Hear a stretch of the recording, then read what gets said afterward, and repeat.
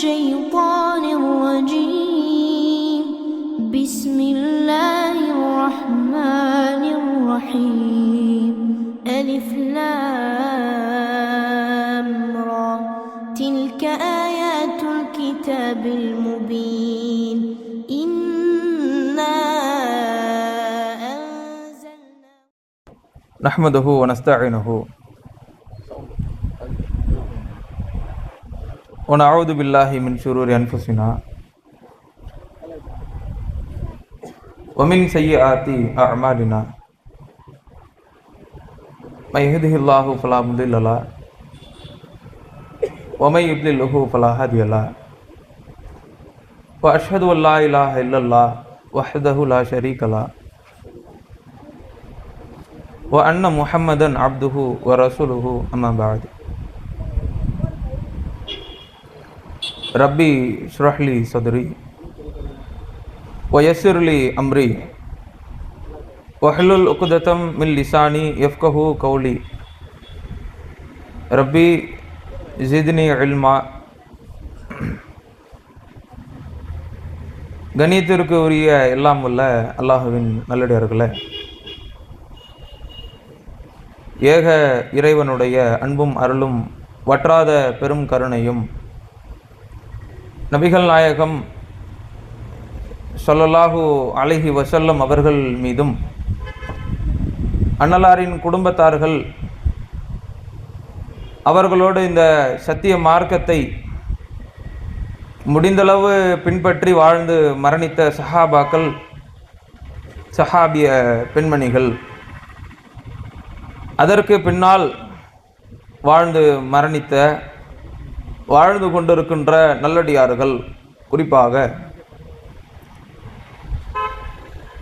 கள்ளக்குறிச்சி மாவட்டம் கல்லை வடக்கு கிளையின் சார்பாக அண்ணல் நபியே அழகிய முன்மாதிரி என்கிற செயல் திட்டத்தின் கீழாக ஏற்பாடு செய்யப்பட்டுள்ள இந்த தெருமுனை கூட்டத்தில் நன்மையை எதிர்பார்த்தும் மார்க்க அறிவை பெற்றுக்கொள்ள வேண்டும், வாழ்வில் அதை ஒளிர வேண்டும் என்ற நன்னோக்கத்தில் அமர்ந்திருக்கிற நம் அனைவர் மீதும் எல்லா தினமும் உண்டாகட்டும் என்ற துவா செய்தவனாக ஆரம்பம் செய்கிறேன். இஸ்லாத்தை கண்ணியப்படுத்திய பெண்மணிகள் என்ற தலைப்பு வழங்கப்பட்டுள்ளது. பொதுவாகவே அண்ணல் நபியே அழகிய முன்மாதிரி என்ற செயல் திட்டத்தில் ஜூலை மாதம் முழுக்க பெண்ணுரிமையை போற்றிய பெருமானார், மகிடம் சூட்டிய இஸ்லாம், பெண்களை உயர்த்திய மார்க்கம் என்ற தலைப்புகளில் தொடர்ச்சியாக பேசப்பட்டு கொண்டிருக்கிறது. இஸ்லாம் என்பது பெண்களை எந்த அளவிற்கு கண்ணியப்படுத்துகிறது, எந்த அளவிற்கு அந்தஸ்துகளை வழங்கி இருக்கிறது என்ற ஒரு கோணத்தில் ஏராளமான தலைப்புகளை பார்த்திருப்போம். கடந்த உரைகளில் கூட பெண்களுக்கு தேவையான அனைத்து சட்டங்களையும் சொன்னார்கள். ஒரு இஸ்லாமிய மார்க்கத்தில் எப்படிப்பட்ட உரிமைகளும் பெண்கள் குறித்த அந்தஸ்துகளும் பேசப்படுகிறது என்பதை விரிவாக சொன்னார்கள். அதில் சில செய்திகளை சொல்லிவிட்டு தலைப்புக்குள்ள வர்றேன். இன்றைக்கு வாழ்ந்து கொண்டிருக்கக்கூடிய இந்த சமூக காலம் வரையிலும் மனிதன் எங்கிருந்து வந்தான், எந்த படைப்பிலிருந்து பிறக்கப்பட்டான் என்ற ஆய்விலிருந்து வேற்று கிரகத்தில் அவன் வாழ்வதற்கு தகுதியானவனா என்பதை ஆய்வு செய்யக்கூடிய விஞ்ஞான வளர்ச்சி அடைந்த காலத்திலும் கற்காலத்தில் இருந்து இன்று வரையிலும் ஒரு நாட்டில் பல்வேறு அளவுகோல்களை வைத்து பேசப்படுகிற பொழுதிலும் ஒரு சிறந்த ஆட்சி என்றால் இது, எந்த மாநிலம் சிறந்த மாநிலமாக விளங்குகிறது, ஆட்சி சிறந்த ஆட்சி என்று சொன்னால் அதனுடைய அளவுகோல் என்ன, ஒரு ஆட்சி நல்லாட்சி என்றால் எந்த அளவிற்கு ராணுவத்தை பலமாக வைத்திருக்கிறது, ஒரு சிறந்த ஆட்சி என்றால் கல்வியில் எந்த அளவுக்கு மக்களை உயர்த்தி இருக்கிறது, கல்வி மேம்பாடு எந்த அளவுக்கு இருக்கு. ஒரு சிறந்த ஆட்சி எதுவென்றால் தங்களுடைய நாட்டு மக்களுடைய பாதுகாப்பை எந்த அளவிற்கு உறுதிப்படுத்துகிறது என்று பேசக்கூடிய அளவை தாண்டி இன்று ஒரு சிறந்த ஆட்சி என்று சொன்னால் மக்களுக்கு விருப்பமான ஒரு ஆட்சி எதுவென்றால், மக்களுக்கு திருப்தியான ஒரு ஆட்சி என்றால் பெண்களின் பாதுகாப்பை உறுதிப்படுத்தக்கூடிய ஒரு ஆட்சி. பெண்கள் பாதுகாப்பு இருக்கா? அது எந்த மாநிலமாக இருக்கட்டும், எந்த ஆட்சி தலைவனாக இருக்கட்டும், எந்த ஆட்சி அமர்ந்தாலும் ஒரு சிறந்த ஆட்சி என்று இன்று பேசப்படுவதற்கான அடிப்படை நோக்கம் பெண்களின் பாதுகாப்பு இருந்தால் அது சிறந்த ஆட்சி. அந்த அளவிற்கு ஒவ்வொரு நாளும் பெண்களுக்கு எதிரான குற்றவியல் சட்டங்களை தடுத்து நிறுத்த முடியவில்லை. ஒவ்வொரு நாளும் இந்த பெண்கள் படக்கூடிய இன்னல்களை தாங்க முடியவில்லை. நீங்கள் எடுத்து பாருங்கள், உலக அளவில் இருக்கக்கூடிய ஒவ்வொரு நாடும் எல்லாவற்றிலும் சிறந்து நிற்கிறது, எல்லாத்திலும் தலை சிறந்தவனாய் பேசப்படுகிறது. நான் இதில் வசந்தவன், ராணுவத்தில் வசந்தவன், எடுத்து அணு ஆயுதம் இருக்கிறது, என் நாட்டை நீங்கள் சீண்டி பார்க்க முடியாது, எல்லை பாதுகாப்பை உறுதிப்படுத்தி இருக்கின்றோம் என்று பெருமை பேசக்கூடிய நாடுகள், நாட்டில் உள்ள வளத்தை பேசக்கூடிய நாடுகள், நாட்டில் நாங்கள் எந்த அளவிற்கு வெளிநாட்டு உள்நாட்டு இறக்குமதிகளை செய்து பொருளீட்டுகிறோம் என்று பொருளாதாரத்தை வைத்து பேசக்கூடிய பெருமை பேசக்கூடிய நாடுகள் பெண்களின் பாதுகாப்பு என்று வருகிற பொழுது முகத்தை திருப்பிக் கொள்கிறது. பட்டியல் போடுறான். ஒவ்வொரு நாளும் ஒவ்வொரு நாடுகளிலும் ஒவ்வொரு மாநிலங்களிலும் பெண்களுக்கு எதிரான குற்றவியல் சட்டங்கள் அதிகமாகிக் கொண்டிருக்கிறது. அன்றிலிருந்து இன்று வரை. இன்றைக்கு பார்க்கிறோங்க, சமீபத்தில் நடந்த செய்திகள் எடுத்து பாருங்க. ஒரு சில ஆட்சிகளை நம்பி மக்கள் ஓட்டு போட்டு நிர்ணயித்து வைக்கிறார்கள். இவர் வந்தார் காப்பாற்றுவார், இவர் வந்தார் காப்பாற்றுவார், இவர் ஆட்சியினுடைய அடிப்படை நோக்கம் இதை வைத்து அமைத்துகின்றோம். பெண்களின் பாதுகாப்பு கிடைக்குமா? அந்த அளவிற்கு ஒரு ஆட்சியை நாம் தேடிக்கொள்ளக்கூடிய நிலைமைக்கு உள்ளாக்கப்பட்டு விட்டோம். அரசியல் வாக்குறுதிகள் அள்ளி தெளிப்பார்கள். அதில் முக்கியமானது பெண்களுக்கான சலுகைகளை நாங்கள் கொண்டு வருவோம் சொல்லுவார். பெண்கள் குறித்து பேசப்படும். ஏன் அந்த அளவிற்கு பெண்களுடைய தரம் கீழ்நிலையில் இருக்கிறது. ஒரு வயது பிஞ்சு முதற்கொண்டு 8 வயது ஆசிபா வரை 8 நபர்களால் 8 நாட்கள் 8 நபர்களால் கை கால்கள் முறிக்கப்பட்டு தொண்டை குரவளைகள் நெரிக்கப்பட்டு 8 வயது பிஞ்சினுடைய நிலைமையை பாருங்க. 8 வயது குழந்தை ஆசிபா கற்பழிக்கப்பட்டால் என்ன நீதி கிடைச்சிச்சு? கற்பழித்த 12 நபர்களும் விடுவிக்கப்பட்டு இன்று சுதந்திரமாகத்தானே தெரிஞ்சுக்கிட்டு இருக்கிறான். அந்த 8 வயது ஆசிபாவுடைய தாய் தந்தை சொன்னார்கள், நாங்கள் எங்கெல்லாம் தேடினோம். பெத்த புள்ளக 8 வயது எப்படி இருக்கும்? தான் வீட்டில் வளர்க்கிற அழகான புள்ள, அத காணலன்னு தேடி இருக்கிறாங்க. ஊர் முழுக்க தேடுறாங்க. எங்க தேடல? நாங்கள் கோவிலில் தேடவில்லை. நம்பிக்கை, எங்கள் பிள்ளைக்கு அப்படிப்பட்ட ஒரு பாதுகாப்பு இந்த சமூகம் தரும் என்று நம்பினார்கள். நிலைமை என்ன? எந்த சமூகம் பாதுகாப்பு என்று நினைத்தார்களோ, எந்த காவல்துறை பாதுகாப்பு தரும் என்று நினைத்தார்களோ, அந்த கைவர்களால் தானே அந்த பெண் பிள்ளை, அந்த சிறுமி, அந்த பச்சிலம் பிஞ்சு 8 நாட்கள் அந்த வேதனைக்கு உள்ளாக்கப்பட்டால் அதற்கு பிறகு மௌத்து. 8 நாட்கள் உணவில்லாமல் அப்படி என்ன அந்த பெண்ணிடத்தில் என்ன தெரியுது? பச்சிலம் பிஞ்சு கற்பழித்த கையவன் இன்றைக்கு சுதந்திரமாக தெரிந்து கொண்டிருக்கின்றான். 17 வயது சிறுவன் கற்பழித்தான். காவலுக்கு வந்த காவல் ஆய்வாளர் கற்பழித்தார். கோவிலில் இருந்தவர் கற்பழித்தார். பின்னோட நிலைமையை வச்சு பாருங்க. எங்க நடக்குது? நம்முடைய இந்திய நாட்டில். பில்கிஸ் பானு இன்று வரையிலும் நியாயம் தேடி அலைந்து கொண்டிருக்கிறாள். தன்னுடைய வயிற்றில் உள்ள குழந்தை உருவப்பட்டு கருவாக இருக்கக்கூடிய குழந்தை கிழித்து எடுத்து செவத்தில் அடித்து தன்னுடைய தாய் தந்தை சகோதரன் அனைவரும் கண்ணுக்கு முன்னால் கொலை செய்யப்பட்டு பில்கிஸ் பானு கற்பழிக்கப்பட்டால் கைவர்களால் கூட்டு பாலியல் உள்ளாக்கப்பட்டார்கள். இன்று வரை நீதி கிடைக்கவில்லை. ஒரு நாட்டில் இந்த பெண்ணுக்கு நீதி கூட கிடைக்காது. சஃபியா என்ற ஒரு பெண்மணி, நாம் இதுவரை பேசிய அனைத்து விடுங்கள். சஃபியா என்ற பெண்மணி காவல்துறையில் பணியாற்றி கொண்டிருக்கக்கூடிய ஒரு பெண்மணி. அந்த பெண்மணிக்கு நடந்த கொடூரத்தை பாருங்க. 24 வயது அரசு ஊழியர் ஒரு காவல்துறையாக இருக்கும் பொழுது ஒரு பெண்ணின் மீது உள்ள நோக்கத்தை பாருங்க. தொண்டையை கிழித்து பீர் பாட்டிலாய் உடைத்து தொண்டையை கிழித்து, சுப்ஹானல்லாஹ், அந்த பெண்ணுடைய நிலைமை தாய் எப்படி பார்த்திருப்பாள்? தன்னுடைய மகள் எப்படிப்பட்ட ஒரு வேலைக்கு சென்றிருக்கிறாள்? இந்த நாட்டிற்காக பாடுபட்டவள், அவளுடைய நிலைமையை பாருங்க.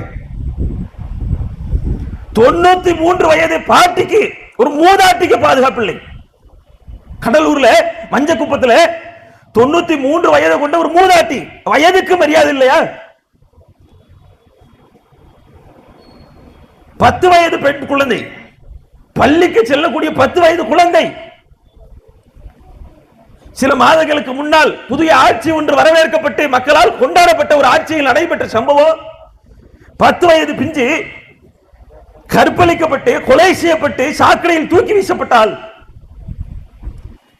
இந்த சமூகம் அந்த பெண் பிள்ளைக்கு சொன்ன வார்த்தை என்ன தெரியுமா? எப்படியாச்சும் இந்த ஆட்சியை நம்ம நற்பேரை கொண்டு வரணும், அதுக்கு என்ன வேணா பேசலாம். என்ன பேசலாம்? 10 வயது பெண் குழந்தை கற்பழிக்கப்படுகிறது, இதுக்கு அரசு காரணமா? அரசு போய் பாதுகாத்து நிக்குமா? சிங்கப்பெண் பாதுகாப்பு இருக்க எத்தனையோ பாதுகாப்பு கொண்டு வர சிங்கப்பெண் பாதுகாப்பு, சிங்கப்பெண்ணுக்கே சீண்டல் உண்டாகிறது, பாலியல் சீண்டல் கொடுக்கப்பட்ட சிங்கப்பெண். எல்லாம் நடந்து முடிந்ததற்கு வரதற்கு பிறகு எதுக்கு சிங்கப்பெண்? நடக்கிறதுக்கு முன்னாடி காப்பாத்துறதுக்கு தானே. அப்படிப்பட்ட சிங்கப்பெண் பாதுகாப்பு இருக்கும் பொழுது இது நடைபெறுகிறது. நடைபெற்ற இந்த தருணத்தில் இதை எப்படியாவது மூடி மறைத்து ஒப்பிட வேண்டும், எப்படியாவது பூசிடணும். என்ன சொல்றான்? ஒரு கட்டத்திற்கு மேல் 10 வயது பெண் குழந்தை மிட்டாய்க்கு ஆசைப்பட்டு போய் படுத்து எறிந்தால் அரசு பொறுப்பேற்குமா என்றான். ஓ வீட்டு புள்ள எப்படி படுத்தா நீ ஒத்துப்பியா? உன் வீட்டு குழந்தை காணாமல் போய்விட்டது சொல்றா. சாக்லேட்டுக்கு ஆசைப்பட்டு ஓம் புள்ள போனா அவன் என்னடா பண்ணுவான்? சமூகம் எப்படி நிர்ணயிக்குது பாருங்க, பெண்களை எப்படி கொண்டு வந்து நிறுத்துது. ஒரு பெண் என்றால் அப்படித்தான். அன்றிலிருந்து இன்று வரை ஒரு பெண் என்றால் விபச்சாரி. பல்வேறு வேதங்களில் பேசப்பட்டிருக்கு, பெண் என்பது விபச்சாரி தான். தேவ அடியார்கள் என்று ஆலயங்களில் நேர்ந்து விடப்பட்ட மாடுகளை போல் இருப்பால், விரும்பியவர் செல்லலாம். உடலில் நெய்யை பூசிக்கொண்டு நீங்கள் சென்று விட்டால் உங்கள் மீது குற்றம் இல்லை. சொல்லப்பட்ட பெண்கள் பல்வேறு இன்னல்களுக்கு உள்ளாக்கப்பட்டார்கள். ஒரு பெண் எதை வேண்டுமானால் விட்டுக் கொடுப்பாள். மாடுக்கு விட்டுக் கொடுப்பாளா? கண்ணியத்தை விட்டுக் கொடுப்பால? இன்றைக்கு பாதிக்கப்பட்ட ஒரு பெண்ணிற்கு இந்த உரிமை கூட கிடைப்பது கிடையாது. ஒரு ஆணுக்கும் பெண்ணுக்கும் நடக்கக்கூடிய போராட்டத்தில் பல்வேறு இன்னல்களுக்கு உள்ளாக்கப்படுகிறாள், பல்வேறு அவப்பேர்களுக்கு உள்ளாக்கப்படுகிறாள். இவள் ஒட்டுக்கொள்ளாவிட்டால் நடந்திருக்குமா? எப்படிங்க? இவனுடைய ருசி பிடித்து பெண்களை பார்க்கக்கூடிய பார்வை, இவனுடைய சிந்தனை எப்படிப்பட்ட சிந்தனை? 93 வயது மூதாட்டி இடத்துல காமத்தை பார்க்கிறான். இவனுடைய சிந்தனை தப்பு இல்லையா?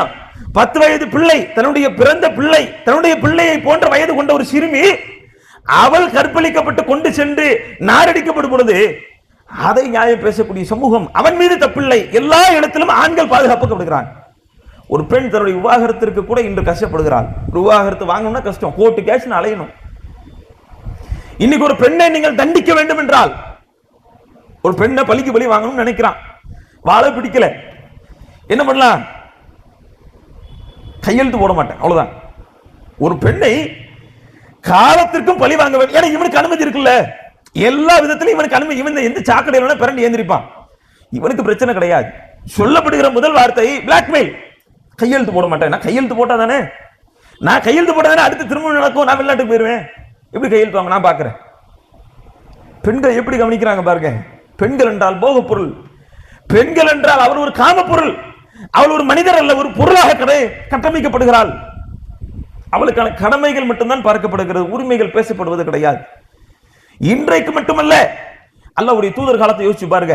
இன்றைக்கே இப்படின்னா சட்டங்கள் இருக்கு, கண்காணிப்பு கேமராக்கள் இருக்கு, சிங்கப்பெண் பாதுகாப்பு இருக்கு, பல்வேறு துறைகள் இன்று பெண்களுக்காக பாடுபட்டு கொண்டிருக்கக்கூடிய இந்த காலகட்டத்திலேயே பெண்களுடைய நிலைமை எப்படி இருக்குன்னா, ஒரு பெண்கள் பஸ்ஸுகள்ல, பேருந்துகள்ல, நடைபாதைகள்ல செல்லும் போது சீண்டலுக்கு உள்ளாக்கப்படுகிறாள், அவ்வளவு அசிங்கமாக இழிவாக்கப்படுகிறாள், அவருடைய எண்ணத்தில் ஓட்டப்படுகிறாள் என்றால் ரசூலுல்லாஹ் காலத்தில் யோசிச்சு பாருங்க.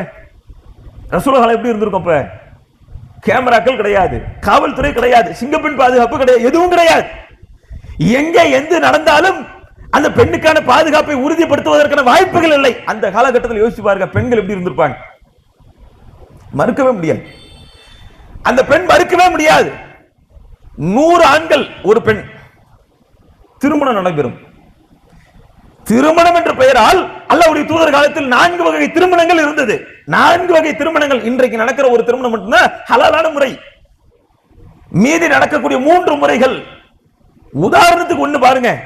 ஒரு பெண் தன்னுடைய கணவரின் பேச்சை கேட்டுக்கொண்டு ஒரு கணவர் என்ன செய்யலாம்?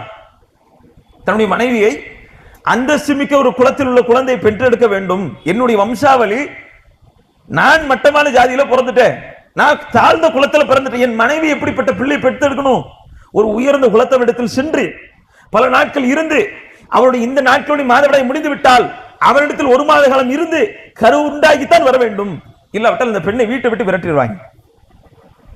நிலைமை யோசிச்சு பாருங்க. இது ஒரு வகை திருமணம். அன்றைக்கு அல்லாஹ்வுடைய தூதர் காலத்தில் இருந்தது. ஆயிஷாலையில அவங்க அறிவிக்கிறாங்க, அல்லாஹ்வுடைய கால அல்லாஹ் ஏமுல் ஜாஹிலியா காலத்துல இந்த திருமணம் நடைபெற்றது. இதை மக்கள் ஒற்றுக்கொண்டார்கள். ஒரு பெண் எதுவும் பண்ண முடியாது. 100 பெண்கள் 100 ஆண்கள், ஒரே ஒரு பெண் இருப்பாள். திருமணம் நடைபெறும். அனைவரும் விரும்பிய இடத்தில் செல்வார்கள். கரு தங்கிவிட்டால் யார் மாப்பிள்ளை என்று சொல்லுகிறாளோ அவன் தான் கணவன். பார்த்துக்கொள்ள, அவ்வளவுதான். இப்படிப்பட்ட காலகட்டத்தில் பெண்கள் கடந்து வந்து கொண்டிருக்கும் பொழுது கலங்கரை விளக்கமாக இப்படிப்பட்ட இல்லலான சூழ்நிலையில் தான் அல்லாஹ்வுடைய தூதர் வந்தார்கள். ஒரு பெண் என்றால் யார், எப்படி பார்க்கப்பட வேண்டும், அவருடைய உரிமைகள் என்ன, அந்தஸ்துகள் என்ன என்பதை நபிகளார் பறைசாட்டினார்கள். இது எல்லாத்தையும் நம்ம பார்க்கிறோம்ல. ஒரு இஸ்லாம் இந்த அளவுக்கு கண்ணியத்தை கொடுத்திருக்கு, இஸ்லாம் இந்த அளவுக்கு உரிமையை கொடுத்திருக்கு, பெண்களை அந்தஸ்து மிக்கவளாக மாற்றுகிறது, பெண்களுக்கு உயர்வை தருகிறது, பேசக்கூடிய அனைத்தையும் கேட்கிறோம்ல. இப்படிப்பட்ட இஸ்லாத்தை வாழ்ந்து கொண்டிருக்கக்கூடிய உயிர் மூச்சாக ஏற்றுக்கொண்டிருக்கக்கூடிய பெண்களாகிய நாம் இந்த இஸ்லாத்துக்கு கொடுத்த கண்ணியம் என்ன, இந்த இஸ்லாத்திற்காக நாம் செய்த பாடு என்ன? அல்லாஹ்வுடைய தூதர் காலத்தில், ரசூலுல்லாஹ் காலத்தில் எத்தனையோ இஸ்லாமிய பெண்கள் தனக்கு கிடைத்த இந்த உரிமையை, தனக்கு கிடைத்த அந்தஸ்தை இஸ்லாத்திற்காக பயன்பட்டார்கள், இஸ்லாத்திற்காக பயணிக்கக்கூடிய வாய்ப்பாக அமைத்துக் கொண்டார்கள். அன்றைக்கு பெண்களுக்கு கல்வி உரிமை கிடையாது. அடுப்பதும் பெண்களுக்கு கல்வி எதற்கு சொல்லப்பட்டுச்சா இல்லையா? ஒரு பெண்ணுடைய கடமை என்ன? கடமை மட்டும்தான் பேசப்படும். பெண் குழந்தை பிறந்து விட்டால் துர்ச்செய்தி. ஒரு பெண் குழந்தை பிறக்கிறதுக்கு, ஒரு கணவன் மனைவிக்கு பெண் குழந்தை பிறக்கிறது, குழந்தை பிறந்த குழந்தையை சென்று அழுகுறலோடு ஒரு மண்ணை தோண்டி வாயில் போட்டு மூடிக்கொண்டு வருவதற்கான அவசியம் என்ன? 10 மாத காலம் அவள் சுமந்ததற்கான மதிப்பு யார் கொடுத்தது? ஒரு பெண் குழந்தையை அப்படியே போய் புதைச்சிட்டு வர்ற அளவுக்கு என்னங்க நடக்குதுங்க? இந்த பெண் குழந்தை என்று பிறந்து விட்டால் என்ன செய்வது? விபச்சாரி தானே, காலம் முழுக்க விபச்சாரத்திற்கு உள்ளாக்கப்படுவாள். இந்த பெண்ணை நாம் பறைசாற்ற வேண்டும், இந்த பெண்ணுக்கு மதிப்பை கொடுக்க வேண்டும் என்று சொன்னால் வரதட்சணை கொடுத்து தானே திருமணம் பண்ணணும். பெண்ணுக்கு என்ன மரியாதை? அவளுக்கு மரியாதையே கிடையாது. வரதட்சணை என்பதே பெண்ணிற்கு மதிப்பை தீர்மானிப்பதற்குத்தான். ஒரு மருமக வரா வீட்டுக்கு, 50 பவுன் போட்டுட்டு வந்துட்டாங்கன்னு வைங்க, அது வரைக்கும் அந்த அம்மா ஓகே. அடுத்து மருமக 100 பவுன் போட்டு வந்துருச்சு வைங்க, இது வந்து ஃபெயிலியர் ஆயிடும். அது 50, இது 10, இது 100, இதுக்கு மதிப்பு கிடையாது, நீ கிளம்பு. அடுத்து 150 போட்டு வந்துருச்சு வைங்க, 100க்கு மரியாதை கிடையாது. 150 பவுன் போட்டு வந்த புள்ள, இதுக்கு நம்ம ஜாக்கிரதையா மதிப்பு கொடுக்கணும். வரதட்சணை என்பது எதற்கு? முழுக்க முழுக்க பெண் சமூகத்தை இழிவுபடுத்துவதற்காக வரப்பட்டதுதான். எங்களுடைய பெண் பிள்ளையை நீங்கள் பார்த்துக் கொள்ள வேண்டும். எங்கள் வீடுகளிலேயே அதை நாங்கள் ஒதுக்கித்தானே வைப்போம். எங்களுடைய வீடுகளிலேயே மாதவிடாய் ஏற்பட்ட ஒதுக்கி வைப்போம், சமையலருக்கு அனுப்ப மாட்டோம். அவள் சமைத்து கொடுத்ததை நாங்கள் உண்ட மாட்டோம், அவள் கையால் எதையும் வாங்க மாட்டோம். அதுவரை தனியாகத்தான் அவர் தலிப்பிக்கப்படுவாள். அவளுக்கென்று எதையும் நாங்கள் உரிமைகள் வழங்க மாட்டோம். எங்கள் குடும்பத்தில் பெண்கள் இழிவாகத்தானே கருதப்படுறாங்க. அப்ப இன்னொரு வீட்டுக்கு போகும்போது எப்படி மரியாதை கிடைக்கும்? தன் வீட்டு குடும்பத்திற்கு, தன் வீட்டில் வளர்ந்த பிள்ளைக்கு மரியாதை கொடுக்காத சமூகம் இன்னொரு வீட்டில இருந்து இன்னொரு புள்ள வரும்போது எப்படி கவனிப்பான்? அவர்களை பொறுத்தவரை இது ஒரு மெஷின். தன்னுடைய குடும்பத்திற்காக பாடுபட்ட வந்த ஒரு கடமை பெண். இவளுக்கான கடமை என்ன? பிள்ளை பெயரை பெற்றுக் கொடுக்க வேண்டும், என் கணவரோடு இந்த மகனோடு வாழ வேண்டும், அவன் மரணித்து விட்டால் உடன்கட்டை ஏற வேண்டும். இவளும் மௌத்தா போயிடணும். கணவர் இறந்து போயிட்டாருன்னு வைங்க, மறு வாழ்விற்கு உரிமை கிடையாது. எரியக்கூடிய அந்த சுடுகாட்டு எரிச்சல்ல தன் கணவன் எரிந்து கொண்டிருக்கும் அந்த கட்டையில இந்த பெண்ணை தள்ளி விட்டுருவாங்க. அந்த பெண் எரிஞ்சு மௌத்தா போயிடுவான், உயிரோடு எரிந்து போவாள். அந்த சமூகம் அதை வரவேற்றது. அடுத்து ஒரு திருமண வாழ்க்கைக்கு செல்ல மாட்டாள். கடமைகள் மட்டும்தான். குழந்தை பெற்றெடுக்கணும், மாமனார் மாமியாரை பார்த்துக்கணும், அதோட வாழ்க்கையை முடிச்சுக்கணும். இஸ்லாம் சொன்னது பெண்களுக்கு கடமைகள் இருப்பது போல் வலஹுன்ன மஸலுல்லதி அலைஹின்ன பில் மஅரூஃப், நல்ல முறையில் அவளுக்கான உரிமைகளை வழங்கணும். அப்படிப்பட்ட உரிமைகளை இன்னைக்கு சம்பாதிச்சு வச்சிருக்கிறோமே, ஹிஜாப் என்ற உரிமையை பெற்றிருக்கிறோம்ல. பெண்கள் என்றால் அவர்கள் அலங்காரப்படுத்தப்படக்கூடிய பொருட்கள் அல்ல, சமூகத்தில் அனைவரும் திரும்பி பார்ப்பதற்கான பொருட்கள் அல்ல. பெண் என்பவள் கண்ணியமானவள் என்பதற்காக கொண்டு வந்த ஹிஜாபை அணிந்து கொண்டிருக்கக்கூடிய ஒவ்வொரு இஸ்லாமிய பெண்ணை யோசிச்சு பாருங்க. இன்று இஸ்லாமிய மார்க்கம் நமக்கு மறுமண உரிமையை கொண்டு தந்திருக்கிறது. இந்த இஸ்லாமிய மார்க்கம் தலாக்கை விட குலாவை இலகுவாக்கி இருக்கிறது. தலாக்கு கொடுக்கணும் எப்படி அலைந்து தெரியுமாமே? உண்மையான இஸ்லாமியன் தலாக்கை கொடுக்க வேண்டும் என்று சொன்னால் தலாக்குன்னு கொண்டு போயிட முடியாது. ஒரு பெண்ணை அப்படி இலகுவா விட்டுற முடியாது. சரியான காரணத்தை சொல்லணும். அந்த பெண்ணோடும் ஒவ்வொரு தலாக்கிற்கு மத்தியிலும் 3 மாதவிடாய் காலம் வாழ்ந்தாக வேண்டும். அவளோட குடும்பம் நடத்தணும். அந்த பெண்ணிற்கு தலாக்கு உறுதியாகிவிட்டால் அவளுக்கான நஷ்டஈட்டை கொடுக்க வேண்டும். ஒரு பெண்ணுக்கு இதெல்லாம் கிடையாது. ஒரு பெண்ணுக்கு காலகட்டங்கள் தேவையில்லை. ஒரே குலாதான் முடிஞ்சு போச்சு. காரணம் தேவையில்லை. ஜமாத்தில் காரணம் சொல்ல வேண்டும் அவசியம் இல்லை. முடிந்து விட்டால் நஷ்டஈடு கொடுக்க வேண்டும் என்ற காரணம் இல்லை. இது அனைத்தையும் அனுபவிக்கிறோம்ல, இந்த உரிமைகள்லாம் பெற்று வாழ்றோம்ல. இந்த சமூகத்துக்கு மத்தியில உயர்ந்த அந்தஸ்தோடு இந்த இஸ்லாம் நம்மை வாழ வைத்திருக்கிறது. இந்த இஸ்லாத்திற்காக நாம் செய்தது என்ன? இன்று நம்முடைய நிலைமை என்ன?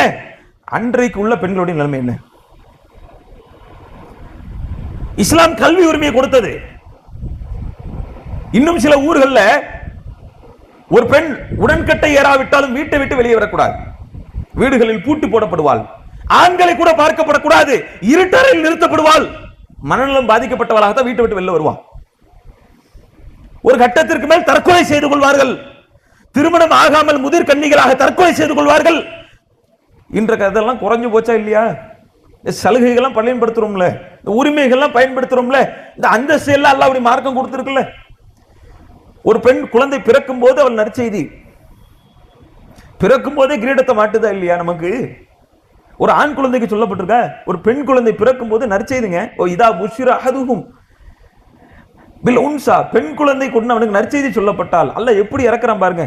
அப்படிப்பட்ட ஐயாமுல் ஜாஹிலியா காலத்திற்கு மத்தியில விபச்சாரத்திற்காக தயார் செய்யப்படக்கூடிய ஒரு உயிரினம் என்று பேசப்பட்ட போது, தன்னுடைய வாழ்க்கைக்கு ஈடுபடுத்தக்கூடிய கடமையான பொருள் என்று பேசப்படுகிற பொழுது அல்லாஹ் அடித்தான். இது ஒரு நற்செய்தி, இதை நீங்கள் கொண்டாட வேண்டும். அந்த பெண்ணுக்கு வரதட்சணை கொடுக்க வேண்டாம். அந்த பெண் சொல்லக்கூடிய ஃபர்லை நீங்கள் நிறைவேற்ற வேண்டும். மகர கொடுத்து திருமணம் பண்ணி போட அல்லாஹ்வுடைய மார்க்கம் அந்தஸ்து கொடுத்துச்சா இல்லையா? ஒரு பெண் குழந்தையாக இருக்கும்போது அந்தஸ்து அளிக்கப்படுகிறாள் இஸ்லாத்தினால்.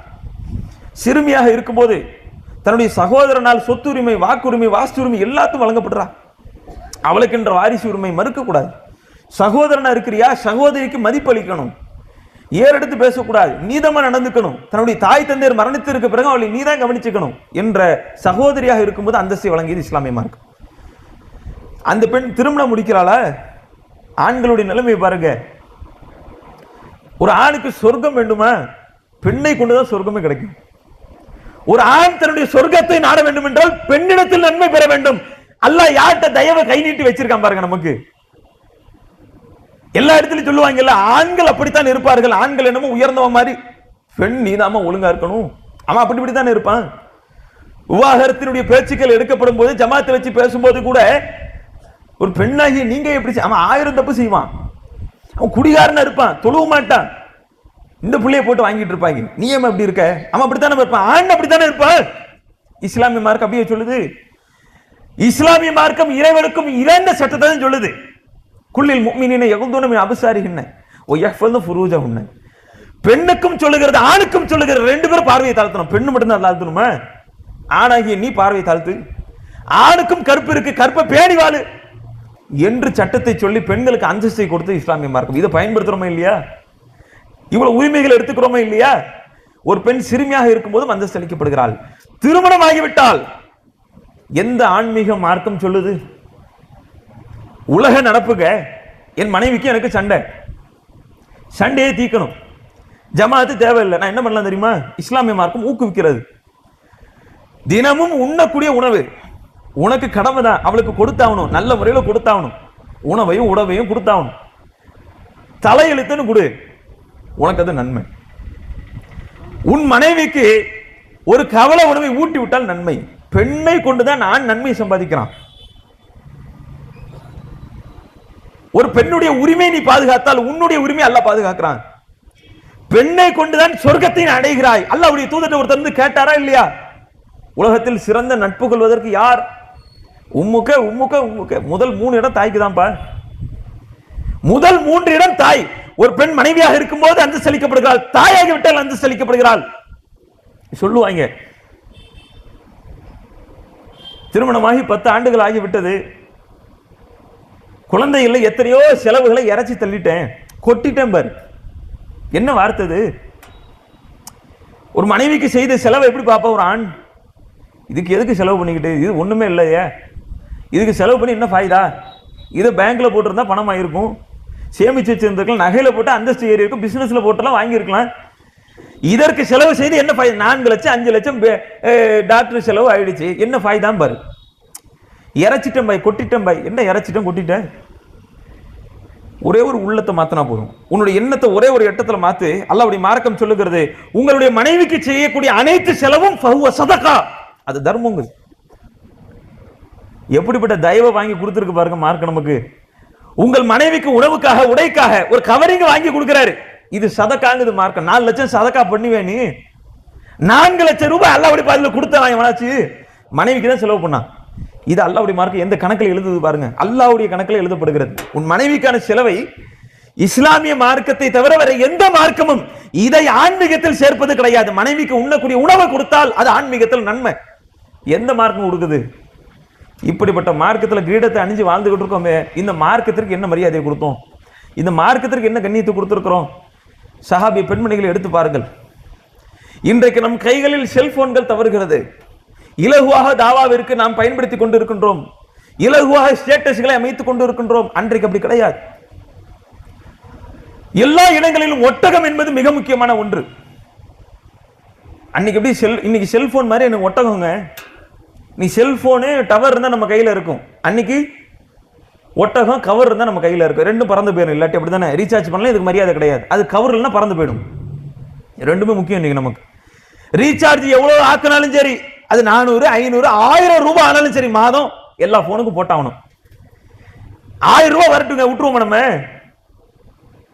விட்டுருவோமாங்கிறேன்.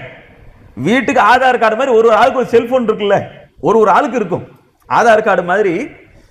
இன்னைக்கெல்லாம் பார்த்தீங்கன்னா இவர் கொண்டு அவர் கொண்டு அவர் கொண்டு, இந்த பிஞ்சு கொண்டு இந்த பஞ்சு கொண்டு எல்லாத்துக்கும் ஒன்று. ஆதார் கார்டு மாதிரி எல்லாத்துக்கும் ரீசார்ஜ் ரினிவல் பண்ணிக்கிட்டே இருக்கணும். போட்டாச்சா மாதம் அதற்கே பெரிய ரூபாய் தொகை எடுத்து, இதெல்லாம் பார்த்த வரைக்கும் பார்த்து சில பேர் வீட்டில் பெரிய ஒரு நெட்வொர்க்கே வாங்கி வச்சுட்டான். 4000 ரூபாய் பணத்தை கட்டி போய் தொலை, வெளில மட்டும் போனை பேசிக்க, இங்கே யூஸ் பண்ணிக்க, இந்த அளவுக்கு தள்ளப்படுது. இந்த செல்போனை பயன்படுத்திக்கிட்டு இருக்கோம்ல, இலகுவாக தாவாவிற்கு இன்னைக்கு வழங்கப்பட்டு இருக்கிறது. செல்போனு ஒட்டகத்துக்கு என்ன தொடர்பு? இன்றைக்கும் அன்றைக்கும் தாவாவிற்கு பெரிய உதவிகரம் நீட்டியது இந்த இரண்டும் தான். இன்றைக்கு தாவா களத்திற்கு மிகப்பெரிய உறுதியானது இந்த பயானை உள்ள பேசுறோம்ல, ஒரு செல்போன்ல பிடிச்சி உலகம் முழுக்க பறைசாட்டுறாங்க. பேசியது ஒரு இடம் தான், எவ்வளவு பெரிய இடத்துல போய்கிட்டு இருக்கு, எத்தனை மக்கள் பார்க்க, அப்படியே போய்கிட்டே இருக்கும். அன்றைக்கு தாவாவிற்கு மிகப்பெரிய உறுதுணையாக இருந்தது இந்த உயிரினம் தான். சொல்ற கேளுங்க, அல்லாஹ்வுடைய தூதர் காலத்தில் போருக்கு செல்வார்கள். போர்க்களத்திற்கு செல்லும் போது ஒரு ஒட்டகத்திற்கு 5 நபர்கள் 6 நபர்கள். ஒட்டகம் இல்லாவிட்டால் போர்க்களத்துக்கு போக முடியாது. ஒட்டகம் தான் மினிமம் குவாலிட்டி. நீங்கள் எந்த தாவா படிக்க வருவதாக இருந்தாலும் ஒட்டகம் இருக்கா வரலாம், செல்போன் இருக்கா இன்னைக்கு வேலை கிடைச்சிரும். அந்த மாதிரி அன்னைக்கு ஒட்டகம் கிடைச்சாதான் உங்களுக்கு தாவாவே நடக்கும். இப்படிப்பட்ட ஒற்றுமை இந்த செல்போனுக்கும் ஒட்டகத்துக்கு இருக்கு. ஆனா ஒரு வேறுபாடு இருக்கு தெரியுமா? இமாம் புகாரி அவர்கள் ஒட்டகத்தில் பயணித்து தன்னுடைய வாழ்நாட்கள்ல ஒட்டகத்தில் பயணித்து இந்த தாவாவிற்காக அவர் சேகரித்த செய்திகள் எவ்வளவு தெரியுமா? 6 லட்சம் செய்திகள். 6 லட்சம் செய்திகளை ஒவ்வொரு ஊராக பயணித்து சேகரித்தவர் புகாரி இமாம் ரஹிமஹுல்லாஹ். இந்த செல்போன் இருக்கு, இன்னைக்கு எத்தனை செய்தி நம்ம சேகரிச்சு வச்சிருக்கோம்? எத்தனை செய்தி எனக்கு மனப்பாடம்? புகாரியுடைய முதல் செய்தி சொல்லுங்க பார்ப்போம். புகாரியுடைய முதல் செய்தி என்ன? இன்னமல் அமாலு பின்னியாத். இரண்டாவது செய்தி சொல்லுங்க. அது பல பயான்களை ட்ரைனிங் கொடுத்துட்டாங்க. புகாரி முதல் செய்தி கேள்வி கேட்ட, ரெண்டாவது கேள்வி கேட்டா இதை பார்த்துட்டு வர்றோம். ஒட்டகத்தில் பயணித்து ஒரு மனிதர் இவர் திருமண வாழ்க்கை நடத்தாரான்னு தெரியல, சாப்பிட்டாரா தூங்கினாரா எங்க பயணிச்சாரு? ஒரு சஹாபி பயணித்தார், ஒட்டகத்தை கொண்டு தன்னுடைய வாழ்க்கையில் ஒரு செய்தியை வாங்கினார். எத்தனை ஆண்டு காலம் பயணிச்சாரு? எத்தனை மாதங்கள் பயணித்தார்? எத்தனை நாட்கள் பயணித்திருப்பார்? ஒரு மாத காலம் ஒட்டகத்தில் பயணித்து ஒரு செய்தியை பெற்றார்கள். பயனடைந்தது எதை வைத்து? ஒட்டகத்தை கொண்டு. ஒரு மாத காலம் பயணிப்பதற்கு உழைப்பு கொடுத்தது இந்த ஒட்டகம் தான். அல்லாஹ் கொடுத்த மிகப்பெரிய ரஹ்மத்து.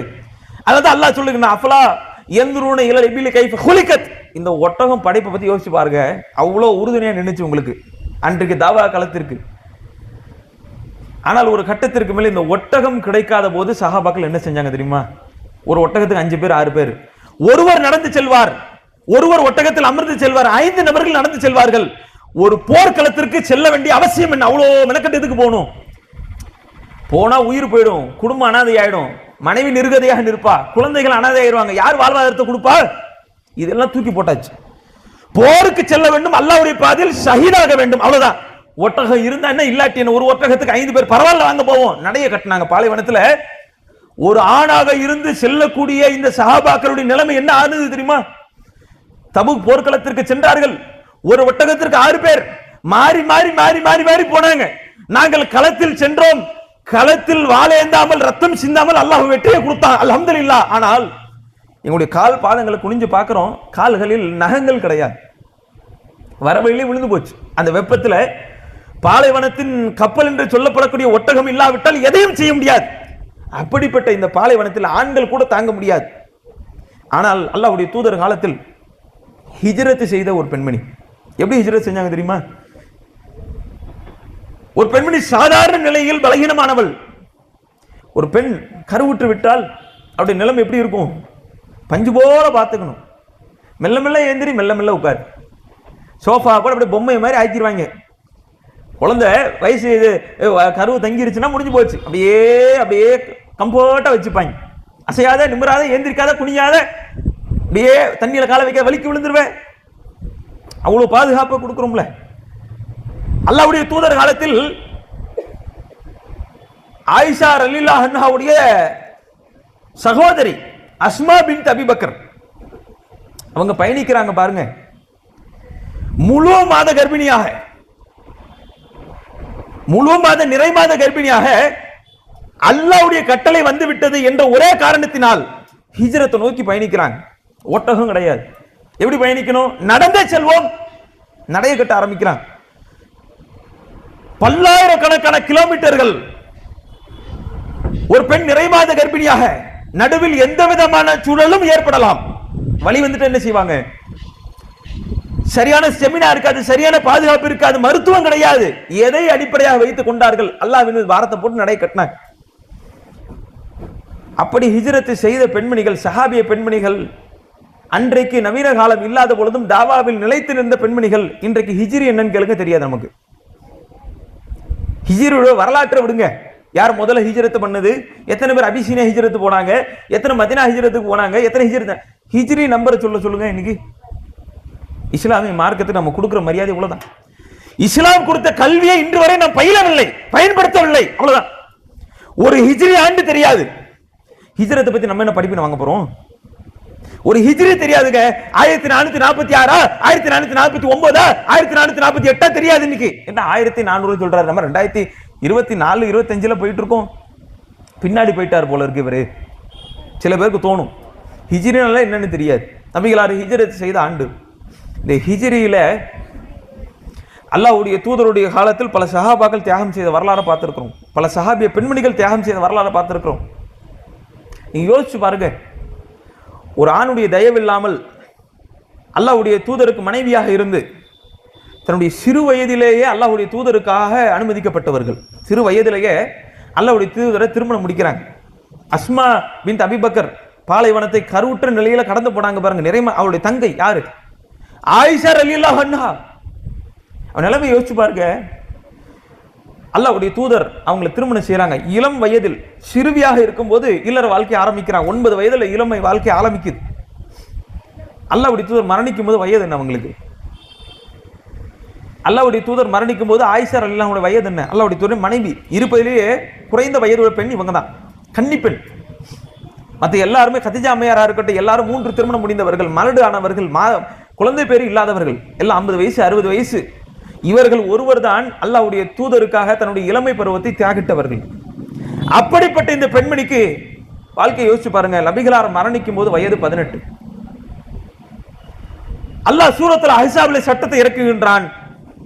நபிகளாருடைய அன்னையர்கள், மனைவிமார்கள், அன்னையர்கள் நமக்கு அவர்கள் மறு திருமணம் செய்வது கூடாது.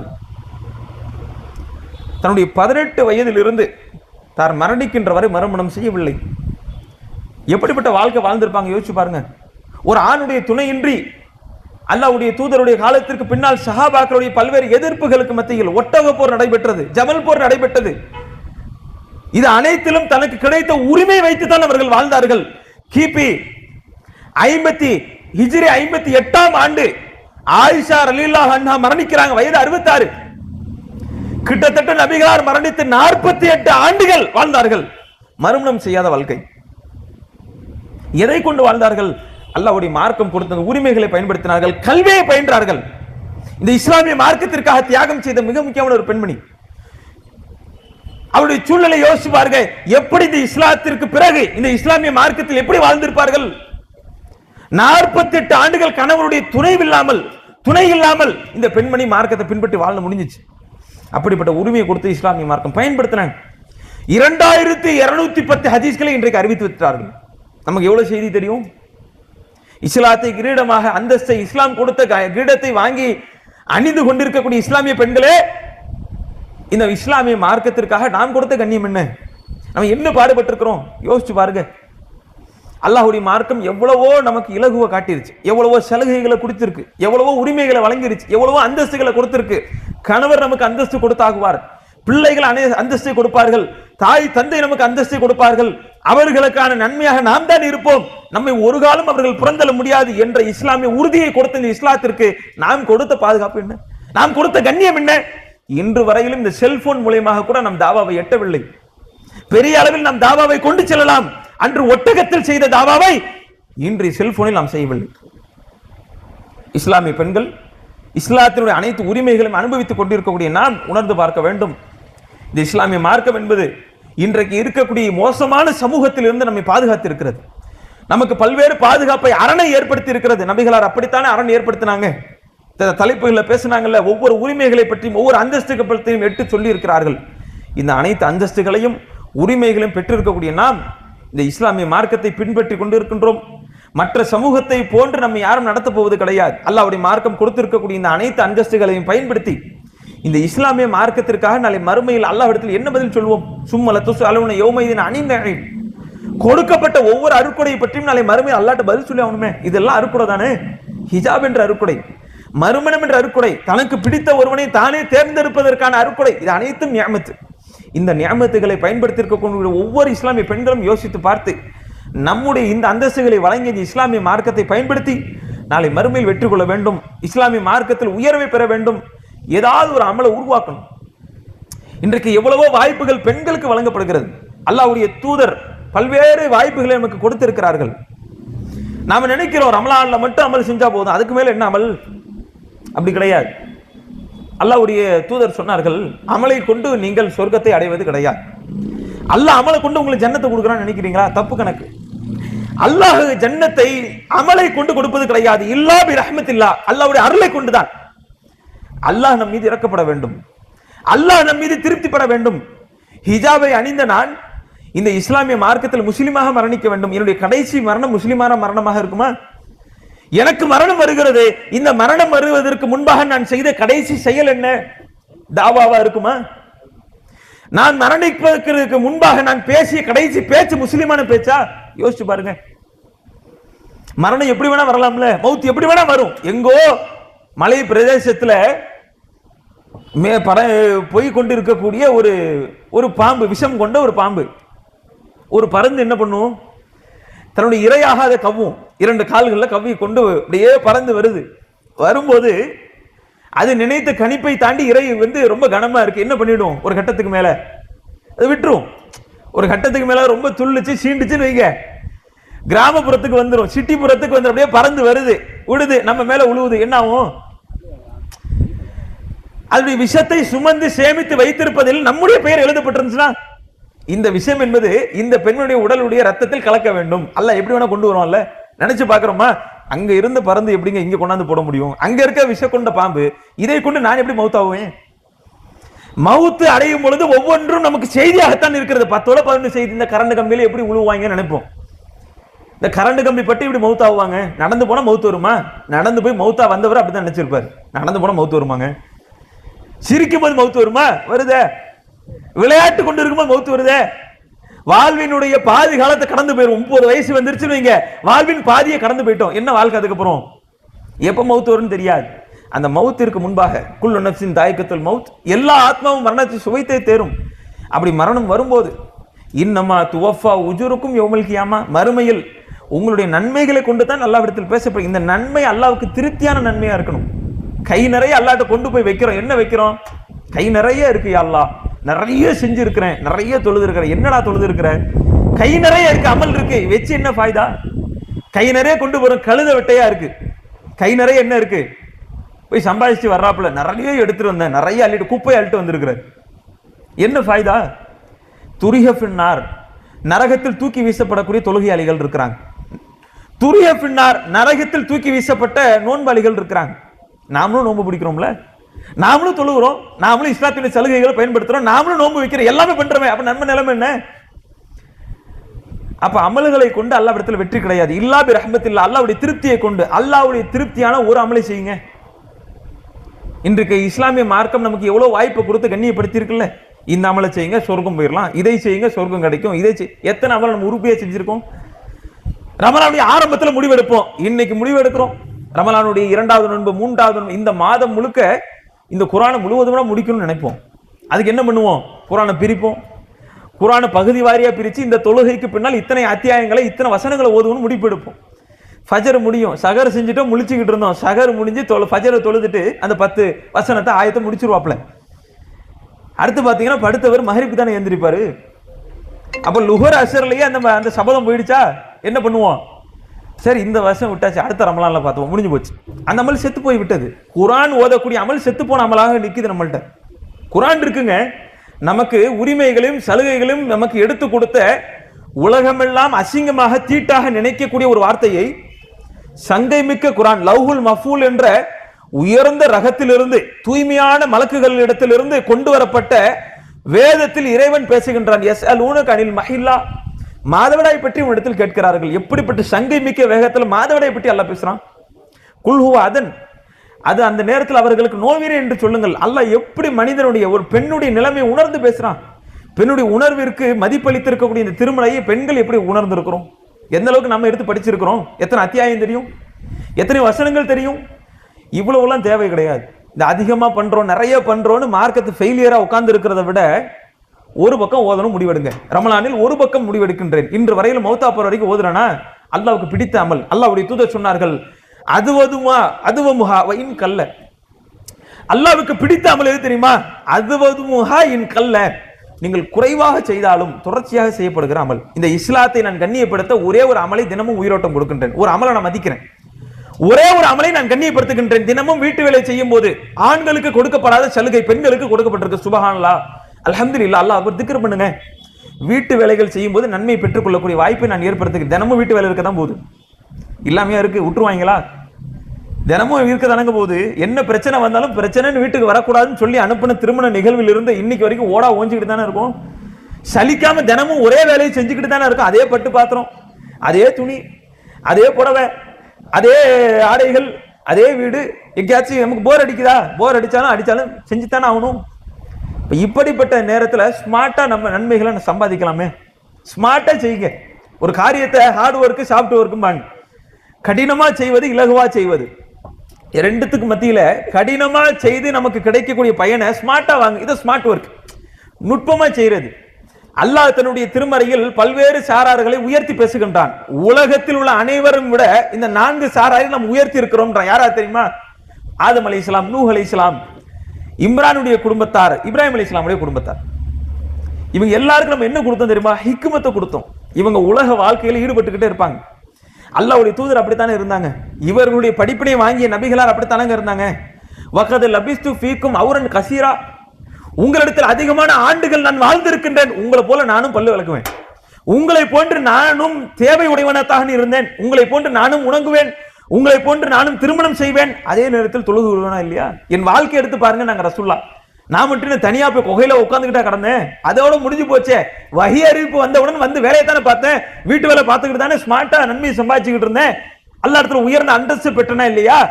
அப்படி ஒரு அமலை செய்யுங்கள். அதிகமா செய்யணும், அதிகமா செய்யணும், அதிகமா செய்யணும். நாசமா போன செத்து போன அமலை கொண்டு போய் அல்லாட்ட நிக்காதீங்க, முருதாவை கொண்டு போய் நிக்காதீங்க, மௌத்தான அமல்களை விட்டுருங்க. ஒரு அமல், தினமும் லுஹா தொழுகை, தினமும் தொழுகுவேன், இதை மதிப்பேன்.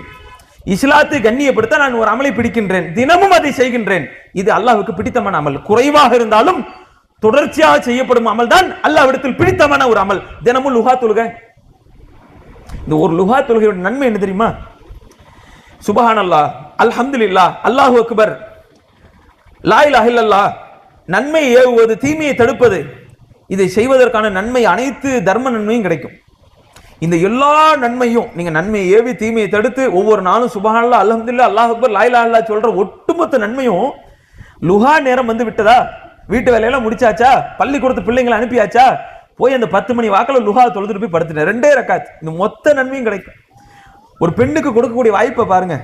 ஆணுக்கு கொடுக்கக்கூடிய வாய்ப்பில் இருந்து பெண்ணுக்கு அதிகமான அந்தஸ்தை கொடுத்திருக்கிறதே. ஒரு ஆண் நன்மை ஏவி தீமையை தடுத்து சம்பாதிக்கக்கூடிய நன்மையை, தாவா செய்து வரக்கூடிய நன்மையை நீங்கள் லுஹா தொழுதால் போதும். ரமலானுடைய மாதம் வந்து விட்டதா? நீங்கள் அதிகமான நன்மைகளை செய்யுங்கள். அல்லாஹ்விடத்தில் ஆண்களை விட பெண்களுக்கு மதிப்பு அதிகமாக வழங்கப்படுது, நன்மையில கூடுதல் சலுகைகள் வழங்கப்படுதே.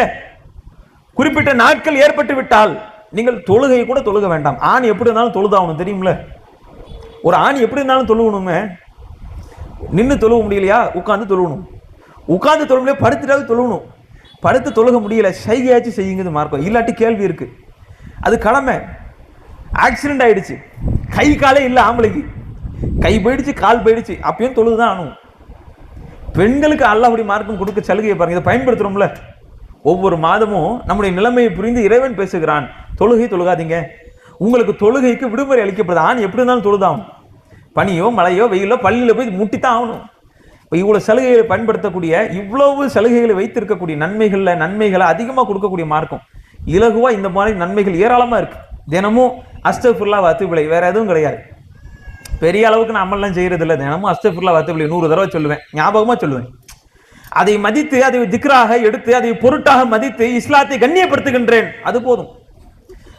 நபி ஸல்லல்லாஹு அலைஹி வஸல்லம் அவர்கள் மெஹராஜ் பயணத்துக்கு சென்றார்கள்.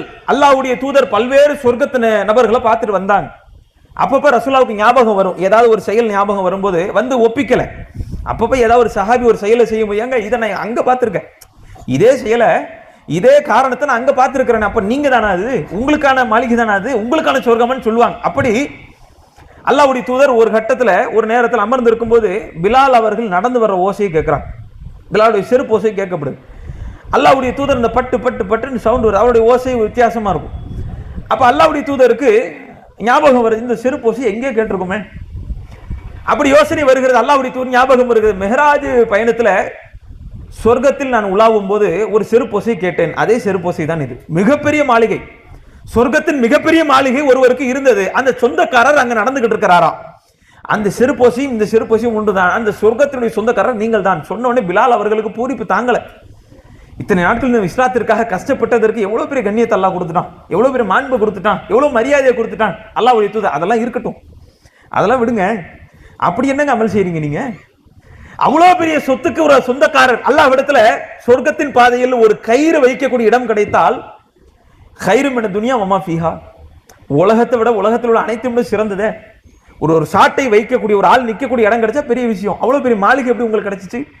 உங்களுக்கு பொருளாதாரம் கிடையாது, தர்மம் பண்ண மாட்டீங்க, உங்களுக்கு பெரிய உறவுகள் கிடையாது, ஆதரிப்பதற்கு இது வாய்ப்பு இல்லை, என்ன நன்மை செய்யறீங்க சொல்லுங்க?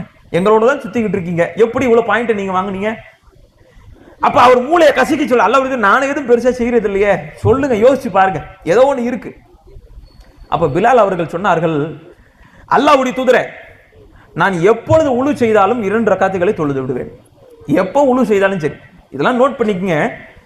நம்முடைய இலகுவான இந்த சூழ்நிலை வாழ்க்கையை அமைத்து தந்த இஸ்லாம் அழகான ஒரு நேரத்தை கொடுத்திருக்கு, அழகான வாய்ப்பை கொடுத்திருக்கு. இன்று ஆண்களை விட பெண்களுக்கு இலகுவான நேரங்கள் இருக்கு. நம்மை நாமே இறுக்கிப்படுத்திக் கொள்கின்றோம். இலகுவான சாதனங்கள் வந்து விட்டது. நம்ம எதுவும் பண்ண தேவையில்ல, தட்டினா தூக்கி போட்டா அதுவே காலேஜ் அப்படியே என்னது துவைச்சு காய வச்சு புளிஞ்சு அதுவே இன்னும் கொஞ்ச நாள் மிஷின்லாம் வந்துடும். இன்னும் கொஞ்ச நாள்ல இலகுவான மிஷின்கள் ரோபோட்லாம் வந்துடும் வீட்டுக்கு. ஏஐ எல்லாம் வந்துருச்சுல்ல, சாட் ஜிபிடி எல்லாத்தையும் கேட்டு தெரிஞ்சுக்கிறோமே இல்ல. வீட்டுல இன்னைக்கு நைட்டு வந்து இந்த பொருள் தான் இருக்கு, மீந்து போச்சு, இதை வச்சு நாங்க என்ன செய்யறது? நீங்க போட்டு மூளையை கூட கசக்க தேவையில்லை, இன்னைக்கு அதுக்கு கூட நேரத்தை எடுக்க தேவையில்லை. சாட் ஜிபிடி வாழ்க்கையை நடத்துறாங்க. சாட் ஜிபிடி கூட என் கணவர் இப்படி சொல்லிட்டாரு, நான் என்ன செய்யறது, எல்லா டிப்ஸும் அதே கொடுக்குது. வாழ்க்கைக்கு தேவையான உங்கள்ட்ட கெட்டு போன ரவா இருக்கா, கொஞ்சோண்டு இஞ்சியை போடுங்க, இது கொஞ்சம் தூக்கலாயிடும், இது நல்லா எடுப்பா தெரிஞ்சு, கெட்டு போன வாடகை தெரியாது, அவர் சாப்பிட்டு போயிடுவாரு, என்ன வயிறு தான் கலக்கும், அது பிரச்சனை இல்லை. கெட்டு போன ரவையை வச்சு எப்படி நீங்கள் சாதனத்தை உருவாக்குவது, உணவை ஏற்படுத்துவது, நீங்க ஒன்றும் கவலைப்படவே தேவையில்லை, அதுவே எல்லாத்தையும் கொடுக்குது. இது கிழிந்து போய்விட்டது, இவருக்கு பிடித்தமான ஒரு ஆடை, இது என்ன செய்வது, இதை இப்படி செய்யுங்க, அவர் மனது நோகாது, இல்லை இப்படி பேசுங்க சரியாயிடும். உலகத்தினுடைய அனைத்தையும் இலகுவாக்கிருச்சா இல்லையா? இவ்வளவு நேரத்தை சம்பாதிச்சுட்டு இருக்கிறோம்ல, அல்லாட்ட பதில் அதிகமா சொல்லியாகும். இவ்வளவு நேரங்களை வைத்திருக்கக்கூடிய நாம் அமலுக்கென்று ஒரு நாளில் செய்யக்கூடிய நேரங்கள் எவ்வளவு? ஃபமன் ஜுஹ்ஸிஹ அனின்னார், நரகை விட்டு யார் தூரமாக்கப்பட்டு உதுஹிலில் ஜன்னா, சொர்க்கத்தில் யார் நுழைகின்றாரோ அது போதுமே, ஃபகது ஃபாஸ், அவர் வெற்றி பெற்று விட்டார். இந்த உலகத்தில் இறைவன் கொடுத்த இத்தனை சலுகைகளை பயன்படுத்தியிருக்கக்கூடிய பெண்களாகிய நாம் ஒரு தீன்குல பெண்மணியா இருக்கணும். இந்த உரிமைகளை பயன்படுத்தி கொண்டிருக்கக்கூடிய அனுபவிக்கக்கூடிய ஒவ்வொருவரும் இந்த நியாமத்துகளுக்கு பதிலளிக்கக்கூடிய நன்றிமிக்க ஒரு அடியானாக இருக்க வேண்டும். அல்லாட்ட துஆவை செய்யுங்க, அல்லாட்ட கோரிக்கை வைங்க. அல்லாஹும்மே இன்னி அலா திக்ரிக் வ ஷுக்ரிக் வ ஹுஸ்னி இபாதத்திக், இறைவா உன்னை நினைப்பதற்கு, உன்னை துதிப்பதற்கு, உனக்கு நன்றி செலுத்துவதற்கு 3 போதும். அல்லாஹுமே இன்னி அலா திக்ரிக்க, உன்னை திக்ரு செய்யணும், அப்பப்ப சுப்ஹானல்லாஹ் அல்ஹம்துலில்லாஹ் அல்லாஹ் அக்பர் சொல்லுவதற்கு. வ ஷுக்ரிக், கொடுத்த அனைத்து உரிமைகளுக்கும் இவ்வளவு அந்தஸ்து கொடுத்திருக்க பாத்தியா, இவ்வளவு மாண்பு கொடுத்து என்னை மரியாதையை அலங்காரப்படுத்தி கண்ணியப்படுத்தி வச்சிருக்க பாரு. இத்தனை சமூகத்துக்கு மத்தியில் பெண்களை அடிக்கக்கூடிய, பெண்களை ஆபாசமாக திட்டக்கூடிய, பெண்களை ஏளனமாக நினைக்கக்கூடிய, பெண்களுடைய கற்பை மதிக்காத, பெண்களை ஏளனமாக நினைக்கக்கூடிய இந்த சமூகத்துக்கு மத்தியில இஸ்லாம் என்ற ஒன்றை கொண்டு எங்களை கண்ணியப்படுத்தி இருக்க பாரு. இஸ்லாம் என்ற ஆடையை நாங்கள் அணிந்திருக்கிறோமே, இந்த உலகத்தில் கண்ணியத்தை கொடுத்ததற்கு நன்றி செலுத்தக்கூடிய அடியானாக என்னை மாற்றியா அல்லாஹ். அல்லாஹ் மீனியால திக்ரிக்க வ ஷுக்ரிக வ ஹுஸ்னி இபாதத்திக், நல்ல இபாதத்தை செய்யணும். ஒரு இபாதத்தை சம்பாதிச்சு வைங்க அல்லாட்ட. அல்லாட்ட போட்டி போடுங்க, ஒரே ஒரு அமல். அல்லாட்ட போய் மறுமையில நிக்கிறோம், அல்லாட்ட மறுமையில நிக்கும்போது அல்லாஹ் என்ன அமல் இருக்குன்னு கேட்கறான். அது இருக்கு இது இருக்கு எல்லாம் பெண்டிங்ல நிக்குது, எல்லாம் தேவையில்லை, ஒரே ஒரு அமலை காட்டுங்க அல்லாட்ட. முத்து போல ஒரு அமல் தேடி கண்டுபிடிச்சு அப்படியே பொறுக்கி எடுத்து, யா அல்லாஹ் தினமும் சுப்ஹானல்லாஹ் சொல்லிட்டு இருந்தேன், இல்ல பாலிஷான ஒரு சுப்ஹானல்லாஹ் அல்லாட்ட கொடுங்க, இது போதும், அல்லாஹ் திருப்தி கொள்வான். இந்த இவ்வளவான வாழ்க்கை சூழ்நிலையிலும் என்னை மறக்காத ஒரு அடியான் ஒரே ஒரு அமலை செஞ்சுக்கிட்டே இருந்திருக்கான் பாருங்க, சொர்க்கத்துக்கு அனுப்புங்க. நிறைய போட்டு பிரஷர் பண்ண தேவையில்லை. எத்தனையோ நாட்கள் கடந்து விட்டது, தாயத்துல வாழ்ந்துட்டோம், தகடுல வாழ்ந்துட்டோம், இவ்வளவோ அமல் செய்யல, இன்னைக்கு செஞ்ச அல்லாஹ் ஏத்துப்பான, இழிச்ச வேணாவன், ஒரு நாள் 2 நாள் செஞ்சா ஏத்துப்பான. இப்ப நம்ம செஞ்ச பாவங்களை எங்க போய் கழிக்கிறது, என்ன புண்ணியத்தை செஞ்சு என்ன ஃபாய்தா என்று நிராசை அடைந்து விட வேண்டாம். எத்தனை பேர் இப்படி வீட்டுல இருக்கிறாங்க, ஒரு சில வயதானவங்க தொழுகை தொழுகை என்ன ஃபாய்தா, இத்தனை ஆண்டுகள் இப்படி இருந்து விட்டேன், இனிமே இருந்து என்ன ஃபாய்தா, அப்படிலாம் கிடையாது. அல்லாஹ்ட்ட துஆவை போடுங்க. அல்லாஹ் எப்படிப்பட்ட அடியான், நீங்கள் துஆவை கேட்கும் போது அல்லாஹ்வுடைய நிலைமை என்ன தெரியுமா? சஹாபாக்கள் கேட்கிறார்கள், நாங்கள் துஆவை கேட்கின்றோம், அல்லாஹ் எங்க இருக்கிறான், எப்படி பதிலளிக்கிறான், அந்த நம்பிக்கை, அந்த இணைப்பு, அல்லாஹ்க்கு நமக்குள்ள லென்த் எவ்வளவு கேட்கிறான். இப்ப அழகா சொல்றாங்க, அல்லாஹ் சொல்றான், இதா ஸஅலக இபாதி, என் அடியார்கள் என்னிடத்தில் உன்னை பற்றி கேட்டால், துஆ செய்யும் போது நான் என்ன பண்றேன்னு கேட்டா சொல்லுங்க, இன்னி கரீப், நான் பக்கத்துல இருக்கேன்னு சொல்லுங்க.